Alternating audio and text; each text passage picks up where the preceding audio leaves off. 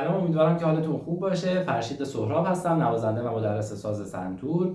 توی این ویدیو قصد داریم قطعه شماره 52 از کتاب شیوه سنتور نوازی استاد پشنگ کامکار به اسم ابلهریوار رو با هم دیگه کار کنیم و نوازندگیش رو یاد بگیریم. قبل از هر چیز ممنون میشم که کانال یوتیوب من رو سابسکرایب کنید، این پست رو لایک کنید، سوالات و نظراتتون رو کامنت کنید و این پست رو با دوستاتون به اشتراک بذارید. ممنون که تا آخر ویدیو با من هستید. بریم که ویدیو خوب داشته باشید.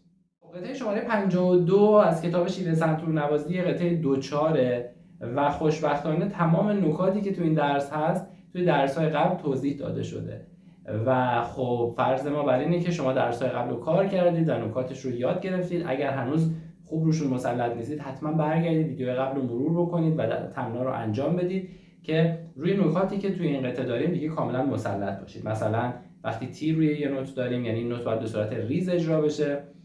ریزا رو تو این قطعه به صورت 4 تایی میزنیم، چون خوش صداتر میشه، صدا بهتری میده. نوت‌های نقطه‌دار رو داریم که قبلا داشتیم، ارزش نوتمون 1.5 برابر میشه. ولت‌های 1 و 2 رو داریم که یه بار ولت 1 رو میزنیم، تو تکرار ولت 2 رو میزنیم. نوت‌های چنگ نقطه‌دار رو داریم که گفتیم وقتی نوت نقطه‌دار میشه ارزشش 1.5 برابر میشه، یعنی نصف ارزشش به خودش اضافه میشه. که تمام این نکته‌ها رو توی درس‌های قبلی داشتیم و با هم دیگه کار کردیم، پس دیگه نیازی نیست که بیشتر از این بخوایم در موردش توضیح بدیم. بریم شروع کنیم نوازندگیشو با هم دیگه کار بکنیم و اگر نکته خاصی بود در طول قطعه با هم دیگه بررسیش میکنیم. بسیار عالی. نوتامون توی جمله اول، عبارت اول که حالا من 2 میزان رو در نظر میگیرم هست فا سول فا می سول فا سول فا می. پس شد فا سول فا می سول فا سول فا می. رو ساز میزنیمش. فا رو باید به صورت ریز 4 تایی بزنیم، میشه فا رو 4 تایی میزنیم. فا سول فا می سول فا سول فا می. حالا میشماریمش، میشه 1 و او 2 و او 1 و او 2 و او. 2 میزان بعد یعنی میزان سوم و چهارم همون میزان قبله، فقط آخرش یه سکوت سیاه اومده، یعنی به جای 2 و اویی که توی میزان دوم میزدیم سول فا می، توی میزان چهارم باید سکوت کنیم. پس میشه 1 و او 2 و او 1 و او 2 و او. و این 4 تا میزان یک جمله رو کامل میکنه. من این 4 میزان رو با هم اجرا میکنم.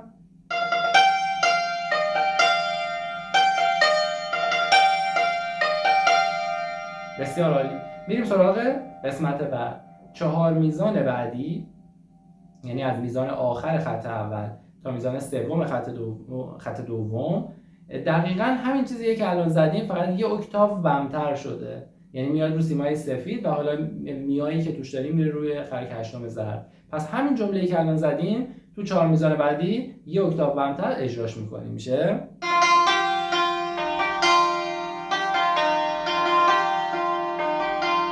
به همین سادگی. بسیار خوب. میریم سراغ خط دوم، میزان چهارم، همون جایی که اولش یه دولا خط تکرار باز شده.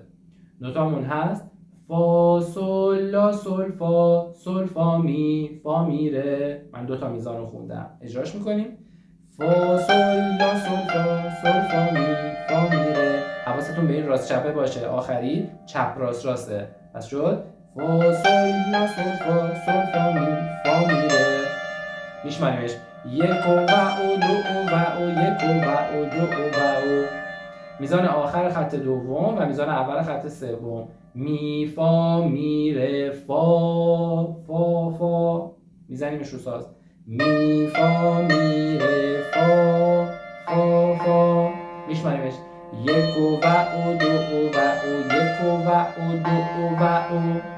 پس شد این یه جمله. این 4 تا میزان از خط دوم میزان چهارم اجرا میکنیم تا خط سوم میزان اول. 1 و او 2 و او 1 و او 2 و او 1 و او 2 و او 1 و او 2 و او. حالا برمیگردیم دوباره از خط دوم میزان چهارم تکرار میکنیم. توی بار دوم دیگه میزان اول خط سوم که ولت 1 هست اجرا نمیشه و به جای ولت 1 ولت 2 رو باید بزنیم که ولت 2 یه جفت نوت سی و ره که باید حواسمون باشه دست راست باید بالا باشه. اگر این 7 و 8 بالای اون جفتا نذاشته بود تو حالت کلی همیشه دست راست پایینه، یعنی اینجوری میزدیم، ولی به خاطر این راست و چپی که گذاشته داره میگه دست راست باید بالا باشه، پس دست راست روی ر قرار میگیره، دست چپ روی سی قرار میگیره. اینجوری تاکید بیشتری روی نوت ر میفته. بسیار خوب. پس این جمله رو من یک بار با ولت 1 و یک بار با ولت 2 براتون اجرا میکنم.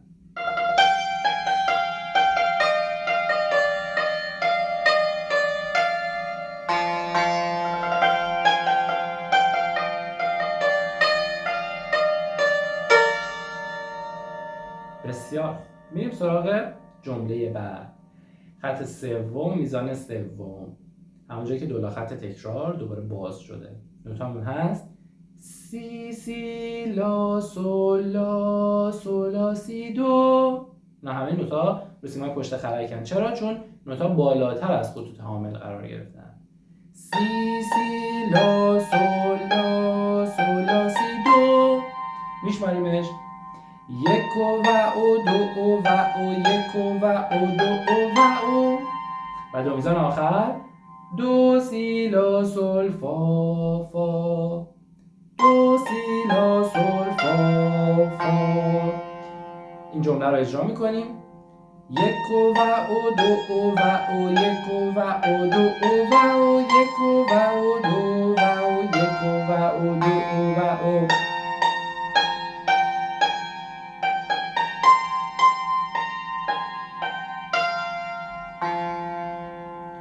تا آخر خط سوم که شما نوت رو حفظ کردید دیگه کار شما تمومه. چرا؟ چون خط چهارم، خط آخر، دقیقاً تکرار خط دوم میزان چهارم تا پایان اون ولت 2 که توی خط سوم داریم هست. پس اون جمله دوباره اینجا تکرار شده که بود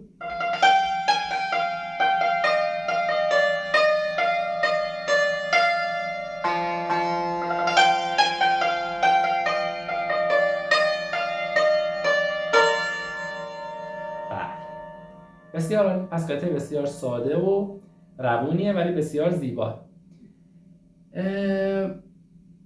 یه دور من از اول تا آخر براتون اجراش میکنم که بشنوید شما باید چی اجرا بکنید. این چیزی که الان من زدم چیزیه که توانایی یک هنرجوییه که الان قطعه 52 از کتاب شیوه سنتور نوازی رو داره اجرا میکنه و شما باید بتونید چیزی که الان من میزنم رو اجرا بکنید.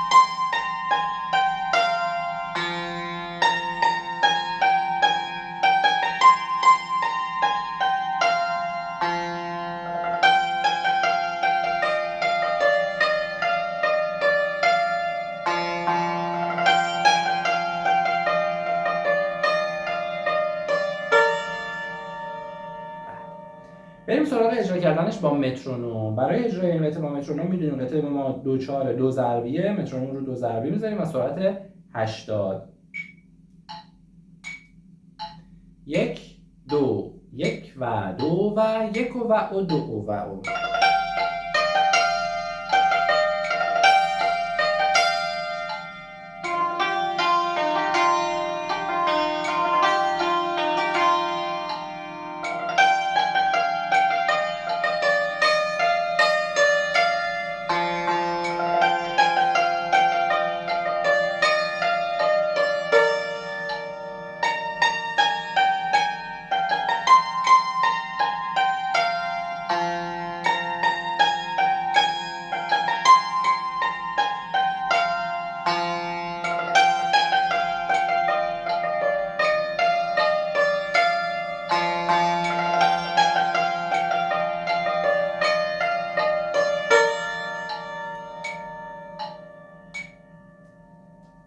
اگر که یکم به این قطعه تکنیک اضافه بکنیم و روونتر اجراش بکنیم قطعا زیباتر میشه و خب اون نیازمند تمرین و تکرار بیشتره. مثلا به این شکل در بیاد.